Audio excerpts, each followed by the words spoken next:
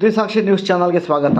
ಚಿಕ್ಕಬಳ್ಳಾಪುರ ಕ್ಷೇತ್ರದ ಸಂಸದ doctor K Sudhakar ಲೋಕಸಭೆಯಲ್ಲಿ ಕನ್ನಡ ಭಾಷೆಯಲ್ಲಿಯೇ ಪ್ರಮಾಣ ವಚನ ಸ್ವೀಕರಿಸುವ ಮೂಲಕ ತಮ್ಮ ಮಾತೃಭಾಷೆಗೆ ಗೌರವವನ್ನು ಸಲ್ಲಿಸಿದ್ದಾರೆ. ಮತ್ತೊಂದು ವಿಶೇಷ ಎಂದರೆ ಅವರು ಪ್ರಮಾಣ ವಚನ ಸ್ವೀಕರಿಸುವ ಸಂದರ್ಭದಲ್ಲಿ ಹಸಿರು ಶಾಲನ್ನು ಧರಿಸಿ ತಾನು ರೈತ ಸಮುದಾಯದ ಪ್ರತಿನಿಧಿಯಾಗಿ ಕೆಲಸ ಮಾಡುವುದಾಗಿ ಪರೋಕ್ಷವಾಗಿ ಈ ಮೂಲಕ ತಿಳಿಸಿದ್ದಾರೆ.